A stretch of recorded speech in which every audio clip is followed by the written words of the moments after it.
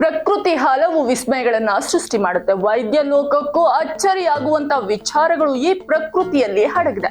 ಆಧುನಿಕ ಕಾಲದಲ್ಲಿ ಪವಾಡಗಳಿಗೆ ಮನ್ನಣೆ ಇಲ್ಲದಿದ್ರೂ ಜನರ ನಂಬಿಕೆಯಿಂದ ಮತ್ತು ಆಚರಣೆಗಳಿಂದ ಈ ವಿಸ್ಮಯಗಳು ಇಂದಿಗೂ ಕೂಡ ಅದೇ ಕುತೂಹಲವನ್ನ ಉಳಿಸಿಕೊಂಡಿದೆ.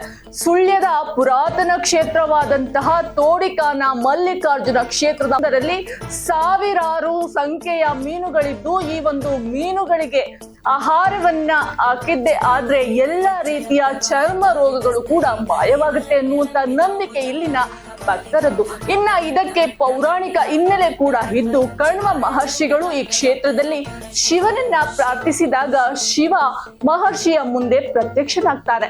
ಶಿವನ ಜೊತೆಗೆ ವಿಷ್ಣುವು ಕೂಡ ಮತ್ಸ್ಯ ರೂಪದಲ್ಲಿ ಬಂದು ಮಹರ್ಷಿಯ ಇಚ್ಛೆಯಂತೆ ದೇವರ ಗುಂಡಿಯಲ್ಲಿ ಮುಳುಗಿ ಜಲ ಮಾರ್ಗವಾಗಿ ತೋಡಿಕಾನ ಕ್ಷೇತ್ರವನ್ನ ತಲುಪ್ತಾರೆ. ಶಿವನ